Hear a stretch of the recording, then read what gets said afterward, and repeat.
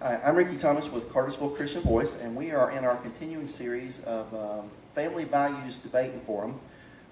We are at a special session with Matt Laughridge, who is running for Senate District 14. Matt was not able to attend our previous forum that we had, and so we've agreed and worked out a time with him to come answer the questions. He wanted to share with the Christian community where he stands, and so we're going to ask him the same questions that we asked some of the other candidates in our previous forum. First of all, Matt, take 3 or 4 minutes. Tell us a little bit about you, who you are, and why you would make the best candidate to vote for in the Senate race. Sure. Again, my name is Matt Laughridge. A little bit about me. I grew up, went to 8th grade here through high school from Cartersville. Very passionate about this community and obviously the district that I'm running in. Started business at a very young age and learned a lot of lessons, good and tough, and realized that a lot of things are intertwined between education, economic development, transportation. All of those things work well together and need to, and that's one of the reasons why I'm running, so that we can have an easy transition into everything working together well. Why I'm the best candidate: young, energetic, full of passion, very eager to get the job done the right way. Like Abraham Lincoln said, I may not walk fast, but I don't walk backwards, and that's the philosophy and motto that I'm taking to this. Matt, since it's a Families Value Christian Forum, the first question is, do you go to church? And if so, where? How long you've been there? And tell me a little bit about your church. Sure, I go to Sam Jones Methodist Church every Sunday that I'm in town. Attend the church there. I enjoy the denomination of the Methodists very much so, because my mother is from a Catholic descent, my father's from a Baptist descent, so it's a nice happy medium for the family to all go to the church together. Next question. Have you ever received Jesus Christ as your personal Lord and Savior? And tell me about the experience if you have. I have. The experience was in middle school, where it was at a time when you weren't sure. We were going from an Episcopal church to a Catholic church to many different denominations. So there's a lot of different versions, but I had a youth minister talk to me about how Jesus was amongst all of them, and that if you give your life to the Lord, then the denomination's not the important part. The important part is the consistency of Jesus in your life, and to always walk in His way. And that was the moment when I realized that take all the clutter out, accept Him for who He is, and try to live your life in that pathway. Do you have a favorite Bible verse or Bible story? And tell me a little bit about what it means to you if you do. I guess my favorite of that is Corinthians with love. I believe that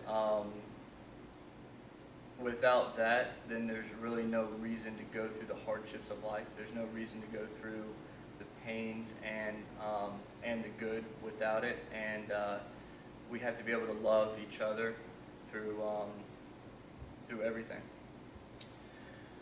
That's the biblical type questions, and let's ask some deal with some political issues that what we would term affects families and Christians as a whole. That sometimes they come up, sometimes in campaigns nationally, sometimes state, but they go through cycles lots of times. As you know, we'll have things.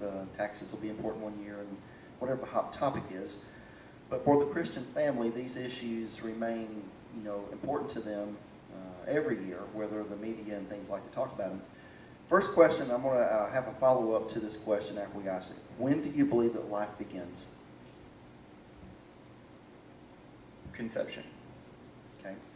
Follow up to that then. If life begins at conception, explain to me your position on abortion. I am pro-life. I believe that the baby does not have the voice until a lot older. So we have to be able to protect and give that voice to the child while he's or she is not able to do anything but fight for their life to be born, fight as they normally would. So it's our responsibility to make sure that they're protected. And this is a question I did ask the other candidates. I think over the years it's very easy for any candidate to say, I'm pro-life, state a political position as to this is what they agree with. And then the kind of follow-up I asked these other guys was this. If this is your position, do you wait just on a bill to come down the pike to vote yea or nay to it, or what would you introduce to change the current abortion laws as are? Would you introduce any bills that change what we have already? That hasn't been on the forefront of exactly what I think are the most important things to get done in Atlanta right away. But I do believe that throughout the year there needs to be a proactive approach to it. I do believe it is important. So I do believe that we need to protect the kid, but also believe that if we could do it in baby steps, maybe. And I guess what I'm asking is I understand that politically speaking. Yeah. What baby steps would you see as something that, I guess you introduce any bill and you never know if you can get enough support to get it passed. Right. I guess from our standpoint, from a Christian standpoint, over the years we've had national candidates, state candidates, local candidates, everybody attest, hey, I'm with you on this, but then they never do anything about it. What would Matt Laughridge do to, even if it's a baby step, to try to help what I would deem in the right direction? Well, I think that's two-part. As a Matt Laughridge and a representative, state senator, you got to lead by example. So part of that is being very involved with the churches and with those organizations that are really looking to put that forward. So you got to have clear communication and work with them in that matter. And then on the legislative side, it's really finding out who are the representatives that want to also get this bill done. How can it be written into a fashion where it's going to be successful? And so I don't know if there's necessarily, let's go ahead and write the bill right now and go, but what we do need to do is make sure that there is something in there so we can get pro-life and protection for those kids. So there's a lot of, I guess what I'm trying to say is we have to go down with a plan. It's just not write the bill and shoot it through because it got turned down. So what we need to do is go in with a plan and make sure that there is support and to make sure that there is a community backing it and make sure that there's churches backing it as well. So, well, I guess to further, and I'm not sure I'm getting it right. I know what you're saying, but does Matt have in his mind, a step, a process, a plan? This is what I think I might can do. And I'm realistic in the sense that everybody gets elected, thinks they're going to go do some stuff, and then it ends up being a lot different than what you picture in your mind. I mean, every president was going to change the world until they got there. Right. Yeah. I understand that. But I guess what I'm asking is, if everything was the way Matt wanted it to be, what would be his first step in the process to do? It would be to get with the legislators that want to write the bill as well. It would be writing the bill to where it's very solid and it's concrete, and in a perfect world it would pass. So it is it is on the top of the mind, and it is on the ability to go through, but we have to have a clear path on how it's going to happen. Just sit up here and say it's on the top of the list, we're going to get this punched through, we're going to get it done, is almost juvenile to try to say, but to say that we have a plan of action to go in and say we got to meet with the churches, we got to meet with the legislators, we got to meet with the parents that would, the families that are supportive of it, the groups, all of that we have to get that back through. So it's the knowledge, it's the advocacy. One last question on this subject, and we'll Sure. move on to another one. So I do want to clarify to make sure I have the position right. You're pro-life from the point of conception. Any bill coming before you to be voted on less than that, you would vote yay or nay. And I say that from a standpoint of there are varying people who have differing of opinions, obviously, not just pro-life, pro-choice, Right. but people have differing opinions inside the pro-life community as to should it be total, should it be exception for life, mother, incest, those type of things. Clarify where you stand on that portion of the pro-life issue. I would say I'm more on the side of rape, incest, and life of the mother. I would be hard as a person to sit back and know that the mother's dying and she doesn't have there's no choice with the family in that matter.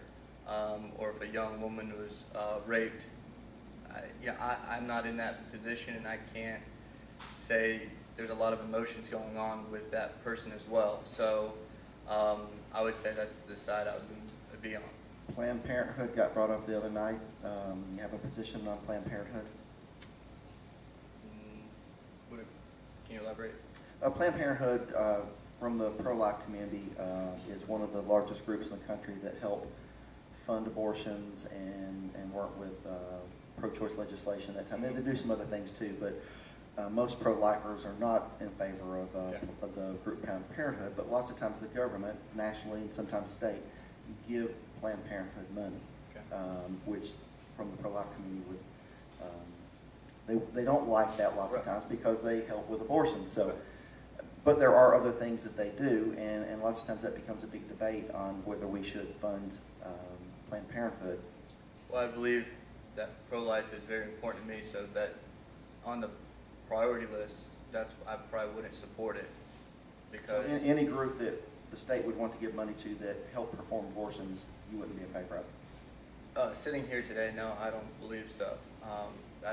Different situations are right, but if I'm transparent enough with my with the community here and accountable and accessible, then if a different situation arises where we have to realize maybe this is a good group to work with, and I'm doing my job, then it'll be very clear to the community why we need to do this or not do it as well. So that's part of my job too, is that if there's a group like the one you're talking about that is against pro-life, but they also have another program that would be in favor of some of those people as well, it's my job to get that information back to the district and and be accessible to get the feedback from them as well. Let's move on to another different subject. Do you tithe to your church? I do. And along with tithing, how much money would you say over the last year you've given to charitable organizations, and what kind of things are you involved in that way? Wow. I'd say I give over 20% of everything I make. Any particular groups or charities that you are involved with that you'd like to mention? Yeah, Fellowship of Christian Athletes, big supporter of them, supported their golf tournament, I believe it was yesterday or the day before.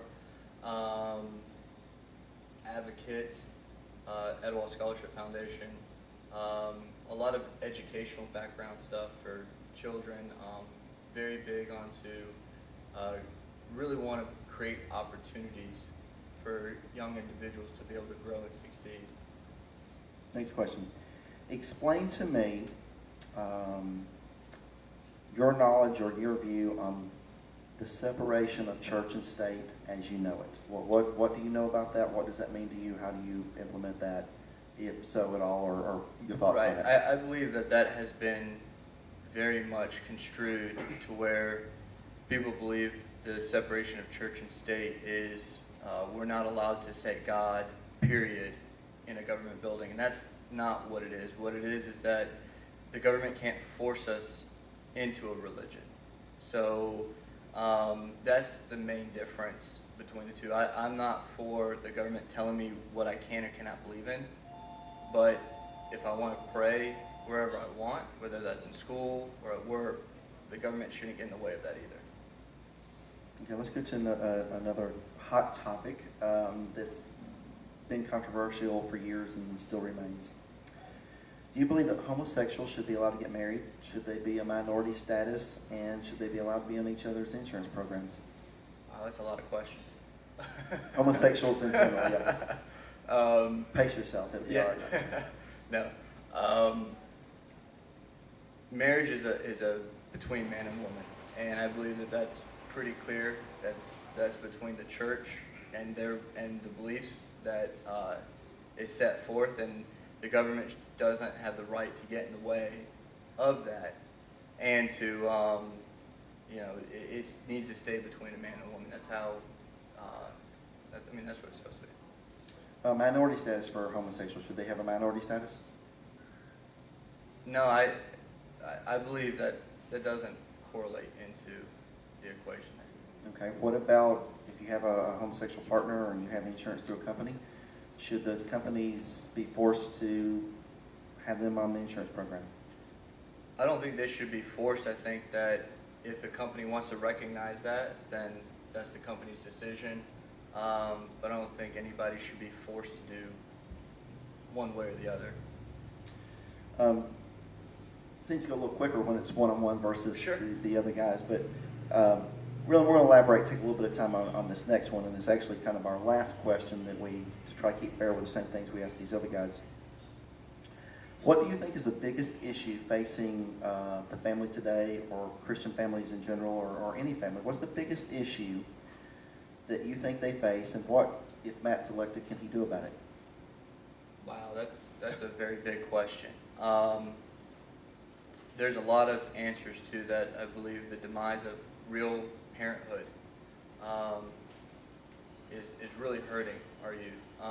Part of that is I really don't believe God is involved enough in people's everyday decisions, how people raise their kids. There's not.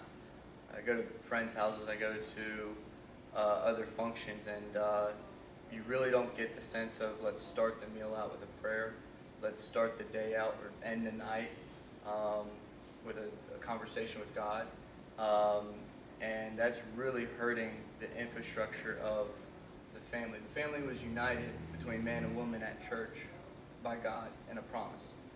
But when you don't practice that every day throughout the life, then you're not going to be good at it. Practice makes perfect. So why do we expect to have a phenomenal family and household when we don't practice what got us to the dance to begin with? You're single, that's correct? Yes. Okay. In the course of that, I'm assuming there may be a marriage in your future one day. Probably not going to be single all your life. Most men get married at some point. What things would you like to see change in our community or our state, thinking about the fact that you may have a wife and children coming up one day? What you say Matt's going to be elected to office, here's the things I'd like to see better for them in their future. Well, it's the opportunity aspect. This is being close to the first generation where it's not been better for the generation before than for the generation after than it was before. In terms of opportunities and landscape. So that's a scary moment. So for Olivia and Wyatt, who are here today, my niece and nephew that cherish them more than anything, you got to look at that as what am I doing? What are we doing to make sure that they have a foundation and a ability to grow, prosper, and live the life that they want to. And that's a huge reason why I'm doing this. And I do want a family. Want to wait for the right person and situation and not rush into it. And you don't want to be the statistic of a failed divorced marriage. You don't want to be the statistic of kids growing up without the strength of the family. So there's a lot of thought, and there's a lot of prayers that go into that to make sure that right decision is made. But that future is what you have to fight for today. If you don't start today, then tomorrow comes very, very quickly. We've got a lot of debt to pay off today that isn't technically due right now because we just raised the debt ceiling, but it's coming. It's here. It's now. So we've all got to participate in that right now. We don't have a choice. So, but what we do have is action starting today. And that starts with knowing that I do want a family at some point. And it's not fight for when you have the family, it's fight for what you believe in, and that's going to carry through to when that family does come. And take a few minutes kind of as we close. And so the Christian family that's watching us sit here and talk and has they go to church every week and work and raising a family, and they think, you know, why should I go vote for anybody? I mean, they all stand there and say they're going to do something for me, and they're all the same. I know you've never heard that, right? All of you guys are the same. I know when I was running years ago, they used to ask this question. They would say, "You an attorney?" "No, sir." "You an incumbent?" "No, sir." "Then you got my vote." That's kind of how that went, you know, because they I'm just neither either. But that was the part of being fed up with, you know, standard quo, same as always. Close and take a minute and look in the camera and tell people, if Matt Laughridge is the state senator from our area, why should they vote for him? Why is he going to be different than these other guys that are running? And what can they say for sure that Matt will do for the Christian family?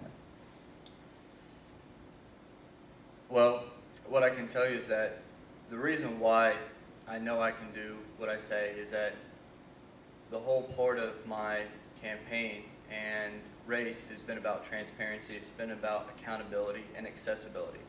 So, like in business, you have to have an open door policy. You have to have the ability to communicate strongly with your employees. You're going to make a decision that your employees may not agree with, but being the right leader, showing them why it's the best decision, why it's going to benefit the company, the customers, and them in the long run, and showing them a clear pathway that they can believe in is what it's all about. And that doesn't come easily. That doesn't come off of a whim. That comes with hard work. It comes with, instead of talking and preaching about it, you actually go do it. It's another reason why I'm running. Don't want to spend my whole life complaining about something when I sat on those sidelines. I grew up in this community. A lot of people know me, and a lot of people know how to reach me as well. My cell phone's on every single one of my business cards and campaign cards. So not walk around with multiple devices to not know about. It's very easy to get me, and that is the reason why I believe I'm going to be the best, and I'm going to be able to make the best decisions while there. Is that if something comes up, like my employees and like my customers and like you guys in the district can call me up and voice your opinion. Your opinion means so much more because it gives feedback and lifeblood to the district. It's not just a poll, and it's not just a statistic. It's not just how I view through my own experiences. So my viewpoint and yours may be different, but at the same time, if you don't have an avenue to talk to me, then the only time you get to talk is during the vote booth, and that's how we create the apathy in the political process now. Is a lot of people don't feel like their vote's being heard. So why not be proactive in the sense and to where you can actually vote before you go to the ballot? And that's part of why I'm running, and the fact that I'm young and energetic and ready to do this, and I have the time and energy is just even more reason why it can get done. Matt, thank you so much for spending a few moments with us, and certainly we wish you well on Election Day, and we look forward to you making your decision, and thank you for being with us. Thank you, and please vote November 5th.